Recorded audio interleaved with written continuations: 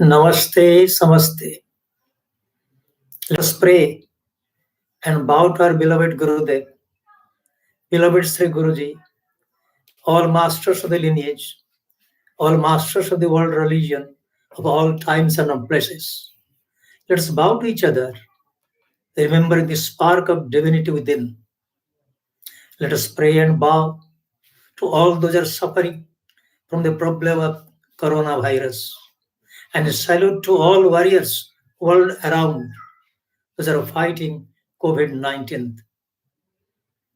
Friends, the world is full of problems, no doubt, but we have the power to make this beautiful earth a good earth, full of cheers, full of love, full of compassion. A few days ago, on the campus of Hariharananda Gurukulam, Baligai, in the presence of our beloved Sri Guruji, all the devotees coming from all parts of Orissa and other parts of India and even the world had organized a beautiful divine menu, 56 items of bhoga, prasada, offering to Lord Sri Jagannath. It is a beautiful day. It's a beautiful divine thing. All enjoyed 56 items of bhoga, prasada, offering to Sri Lord Jagannath. It is a very rare thing and a rare occasion.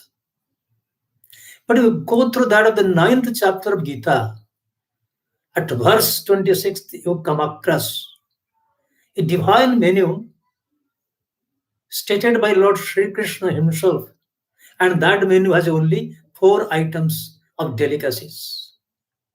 Only 4 items of delicacies.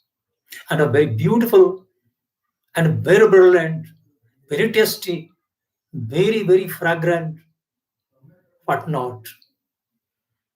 Patram pushpam phalam toyam jo me bhaktya prajachati tadaham bhaktyoparotam ashnami prajatatmana. Patram, pushpam, phalam, toyam. 4 items, divine items, they will be offered in the divine plate when we are offering to the Lord. What are they? Ordinarily meaning, the Lord says, whatever that you offer, be it a leaf, be it a flower, be it a fruit, be it a spoonful of water, if it is offered with love and devotion, I am there to accept it with love. But there's a deeper meaning behind these 4 items as they look to the ordinary eye. On the basis of the teaching of beloved Gurudev and beloved Sri Guruji, we go deep into the matter. What are they? Ordinary leaf, a tulsi leaf, a bilwa leaf, a mango leaf, a banana leaf, or the various shak item leaves that we grow on the complex of Hariharananda Gurukula. What kind of leaf? Palak or the salad leaves? We are a little bit confused, oh Lord. What do you demand? Guru says, Master, they say, this is not an ordinary leaf, not a mortal leaf, but an immortal leaf. If you look to the biological functioning, the growth, everyday growth of the tree, you will find trees, they sprout 2 leaves together. One of life and love. But here, the 2 leaves represent absolute faith in the Master, 1 leaf. Absolute love for the practice of Kriya, the other leaf. Ordinary leaves, they grow and remain on the tree for 1 year or a little more than that. And most of the trees, they shed their leaves at a particular time, a particular season of the year. at different zones. In India, the shade lives during the time of summer.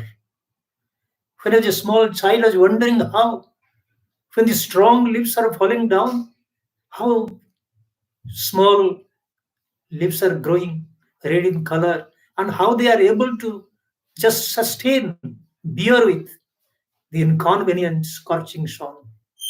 On the other hand, they're shining, fluttering, basking under the scorching sun. What is that? So the leaf must be immortal. I will practice Kriya today, longer hours, longer moment, because it is a Sunday or because it is a holiday. The next day, I will claim that I am sorry, I have no time to practice Kriya. Then that day's practice of Kriya will become a mortal leaf. But we continue with enduring love day after day, making every day, be it a holy day or working day, a holy day, a Kriya day, then that leaf becomes immortal leaf, could be offered as a delicacy in the golden plate of the prasada to be offered to the divine. If I love my master today when he's nearer me, I'm physically nearer to him, he's visible to me. I love him. I offer profuse love, external love, visible love. But when he's a little bit out of sight, he becomes out of my mind, out of my heart, and I commit things those are not within the boundary of his instructions, his injunctions. I commit flaws. That is a mortal leaf. But whether he's with me, I see him physically, is visible to me to my two naked eyes. Whether it's closer to my heart, closer to my ashram, or where away from me physically, but it's not away from me. If I can make him remain in my heart, remain in my mind, as Sri Hanuman could keep Sri Ram as a prisoner in his heart, as Billo Mangal could keep Lord Krishna as a prisoner in his heart, then my love for my master, my faith for my master becomes an immortal leaf.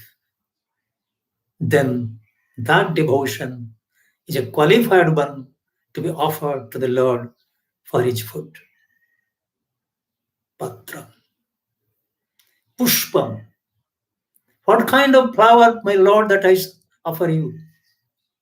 What kind of? Hibiscus, sunflower, lotus and lilies, jasmine, or even I can go to the heaven and bring parijata, the most fragrant of all flowers in the creation. Parijata, born of the churning of the ocean in the unsent days. When the churning of the ocean had begotten the parijata tree. Lord says, no, I am not after that parijata. I am after the kriya parijata. Oh, my loving kriya practitioners, loving disciples and devotees of your gurus, you make yourself a kriya tree, a human tree. Practice kriya with such love. You will gain a mind of a sense of equanimity, joy and sorrows, happiness, unhappiness, pleasure and pain. They will be equal to you. Every moment you will be in cheers, ever contented. That is the moment a flower of love will grow in your human tree, and that flower, if you can offer, that will be the best, delicious divine menu for Lord Jagannath, for Guru, and for the Govinda, for Hari Haranand, for Pragyananand, and for all masters everywhere. Pushpa, flowerful. Let our Kriya life become flowerful, full of flowers, full of colors, full of fragrance. through practice, and through practice. That is why in every message that Sri Guruji delivers, standing on the campus of Hariharananda Gurukulam or sitting on the dais at the Yogananda Dhyana Kakya, giving discourses, or miles away sending messages digitally, the message has an essence. Love Gurudev, practice Kriya nicely, meditate nicely. Essence of its all messages. Powerful. Let our life, Kriya life, become powerful. Phalam. What kind of fruits shall we shall offer to you? Lord, tell us so that we'll go to the market, bring you baskets of fruits, mangoes, seasonal, the best seasonal fruit. It is told mangoes grown in India are the best in the world. Even also in Pakistan, that portion of the undivided India. And it said, on the mango season, the mango diplomacy begins. Governments, embassies, they deliver mango packets at each other's door. Mango. Formerly, when I was regularly visiting United States of America and thereafter Australia and New Zealand, Sri Guruji had picked up the timing in such a way as always going to those countries during the respective mango seasons. Whenever I went to Florida, home state, mangoes were there. Gurudev had planted those mango trees and loving fruits, bearing his blessings, bearing its eternal blessings. They were there. Mango season. Same thing when I visit Australia, little later, mangoes will be available there. Lord, should we offer you mango? Beautiful taste, beautiful fragrance. Or others? Grapes, banana, srifal, coconut. Tell us, pomegranate, apple. We can't define, you define what kind of fruits we shall offer you. Lord says, Guru says, practice Kriya with enduring love.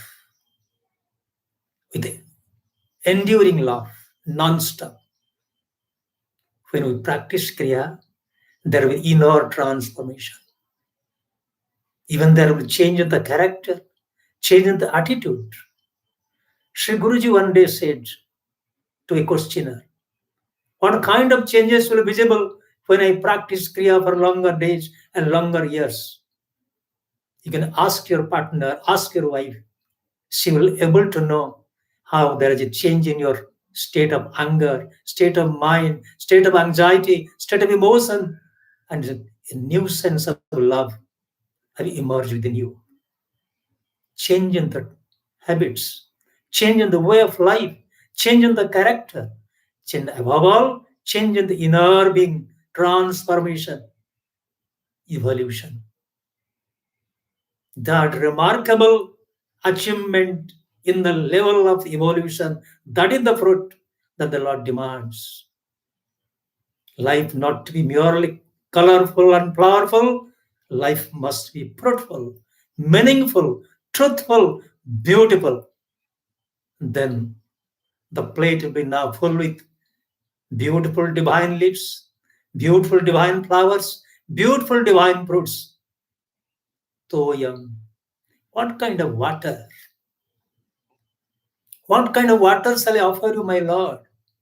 Water of Ganga, loving Ganga, water of Ganga Sagar, meeting point of Ganga and the ocean, water of Mahodadhi, sea beach of Puri, where Karar Ashram is standing, where Hariharan Gurukulam is coast. Mahodadhi, water of Mahodadhi, normally chosen for the coronation of the kings, for fire ceremonies, or pure and sacred water of Pushkara or the Manasarovar? What shall you offer you, my Lord? I saw an advertisement somewhere or something. The rich men in Japan and elsewhere, they get snow slabs from the glacier, purest snow slabs for some different use. I need not tell about that. Should you give you waters from Gomukh, the purest front of that of the glacier in the Himalayas? Nothing of the sort. They will be not needed for the Lord. Lord demands another kind of water. Tears, tears and tears. One day I remember Sri Guruji was telling all of us, crying, crying in the presence of others is a meaningful thing. No, it's a meaningless thing. Don't cry before anybody else. Combat your emotions in a beautiful way. Control the shedding of tears. If you shed tears in the front of others, you will be considered as a coward. Shed tears at the lotus feet of the Lord, lotus feet of beloved Gurudev. Wash these feet. Wash those feet with the warm water of your tears. Clean, categorical, calm, and most soothing tears, unburdening the heart, unburdening the chest of your anxieties, unburden the chest of your worries. Let the Ganga and Jamuna of the tears wash away all the mundane thoughts, millions of mundane thoughts stored in the mind, life after life, life after life, in the longer range of the pilgrim. One body, another body, still another body, with the same mind chasing us and storing the worries and worries and worries. Shed the tears at the right moment, at the right place to make your mind free of worries, free of karma. That is the practice of pranaya. That is the practice of the kriya. That water Lord wants to drink as a nectar. Mind will be free, heart will be free, body will be free, and soul will be free to be liberated. That is the moment when, after taking leaf, divine flower, divine fruit, Lord will take a glass of nectar to satisfy not his hunger, but he has no hunger, he has no need. Satisfy the hunger of everybody, everywhere. Mind goes to that time, that moment of history where the 5 brothers with their wife were living in the forest. 5 brothers, Pancha Pandava, and their queen, Draupadi. Queen Draupadi was blessed with a pot, Akshaya Patra, a gift from the Lord's Son, that she can feed any number of people during the noon meal time and the dinner time, any number of guests with loving food, delicacies after delicacies. But once Draupadi takes the food, Akshaya Patra will become non-functional, non-operational. Says Durvasa is coming with a group of hundreds of thousands of disciples and seeking noontime meal at a time when the Akshaya Patra has become non-functional. Still, even though as nonplussed, he was a little bit worried. Emperor Yudhishthira says, "My lord, go to the nearest stream, have your noontime ablutions. Sandhya, come back. I'm preparing, getting ready to feed you." Draupadi says, "I have nothing in my pot. My cooking pot is empty. I've cleaned them." When there's nobody to help, Draupadi's mind goes to the Lord of Dwarika, the Lord of the universe, Sri Krishna, the Lord of the heart. Krishna arrives. She chides. She teaches Draupadi. Draupadi, I'm hungry, give me food. Draupadi cries, my lord, I called you for something. I called for you to save me, my husband. Durvasa has come with his good number of disciples. They have gone to the stream to complete their noontime ablutions. They will be present here sometime, very, very quick. I want food for them. And you are demanding food. You are feeling hungry. Then how can I fulfill the demands of the hunger of my guests? Help me, Govinda. Hurry, give me something that is there with you. I had nothing. Search for the cooking pot. One grain was available. One grain offered with love by Draupadi with full of tears. Enough for the Lord to appease not only his hunger, but the hunger of the humanity. Says Durvasa and his fellowmen. They belong to the group of the humanity. Their hunger was gone. That is the tear. That is the toyam that Lord is demanding. My mind goes to another aspect of another chapter of Mahabharata. After the forest story is over, now there is a question of getting back Indraprastha, the kingdom. Now Lord goes to Hastinapur, the capital of the Kuruj, to get back Indraprastha, the capital of the Pandavas. During that time, Duryodhana and his 99 brothers were eager enough to feed Sri Krishna with a beautiful dinner at their respective houses. But Sri Krishna spurned up the offer, telling them he's a messenger of the 5 brothers. Above all, he's a messenger of truth, messenger of peace. I can take food with anybody. I can take food with Vidura, who is above the 2 camps. He is neutral. He is truthful. He is a symbol of, say, friendliness. He is a symbol of truth and peace and love. I am going to his house. And the wife of Vidura, out of love, she is so much engrossed with the love of the Lord. She forgets what kind of food she is offering. Peeling off. And the real banana, the ripe banana, thrown to the bottom. And the skin is handed over to Lord Krishna. And he's eating it. He's eating not the banana, not the skin of the banana. He's eating the love of the wife of Vidura and the love of Vidura, love of the devotee. That I am taking.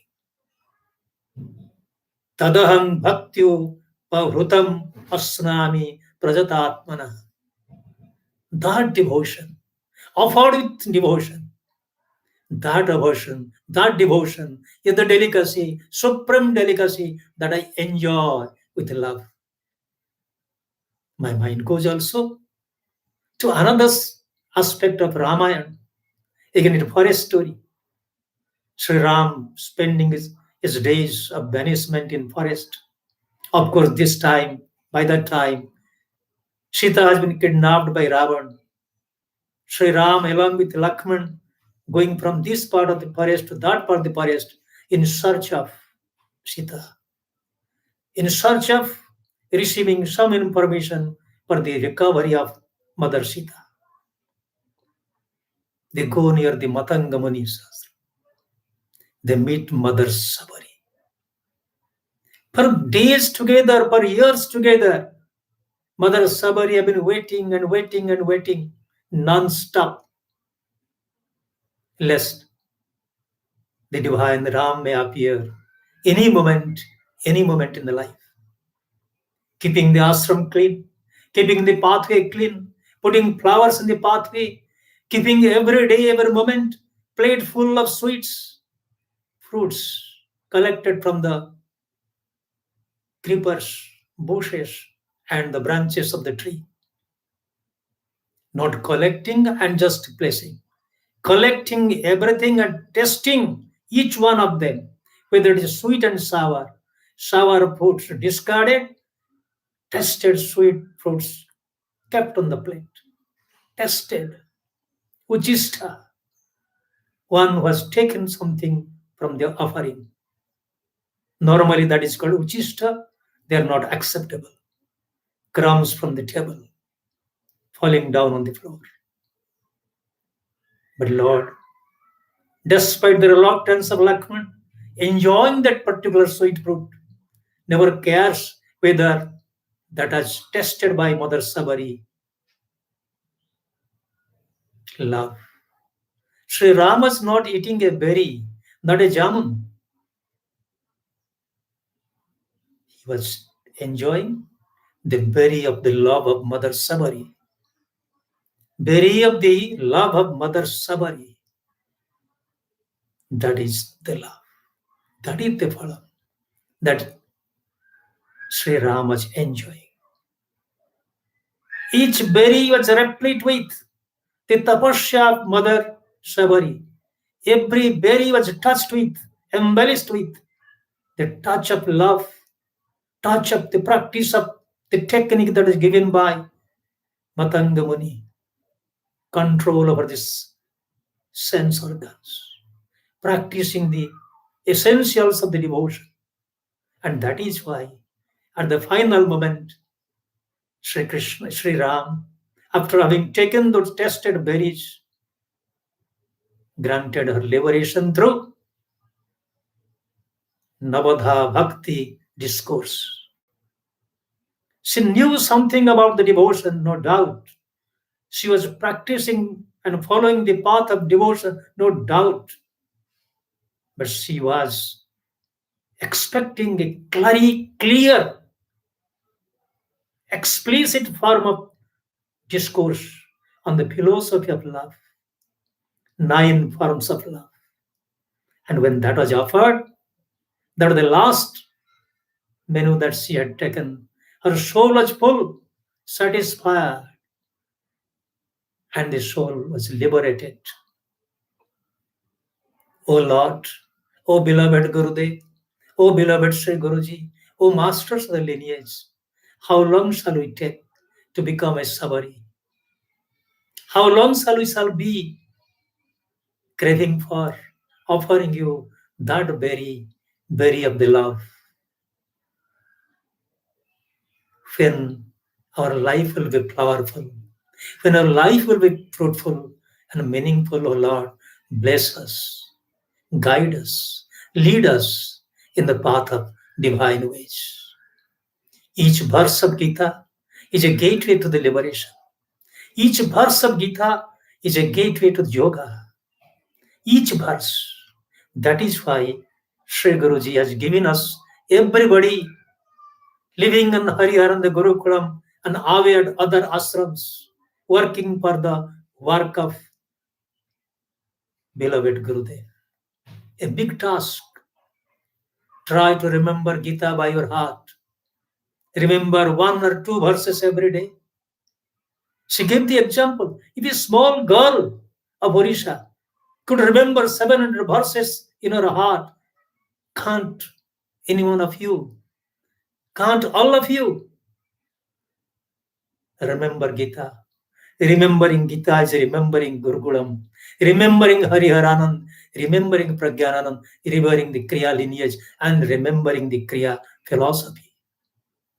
As for our Kriya, our Sampradaya, Gita is our Bible, Gita is our Quran, Gita is our Upanishad. O Mother Gita, give us that strength to prepare the divine menu as Guru and Govinda they love. Help us to become a good cook to offer them the prasad. That would be our Chapan Bhog, 56 item, or condensed to 4 delicacies, as Gita says. Lord, Guru and Govinda, Bless us to become a divine cook to prepare the divine delicacy. I bow to all of you. Jai Guru.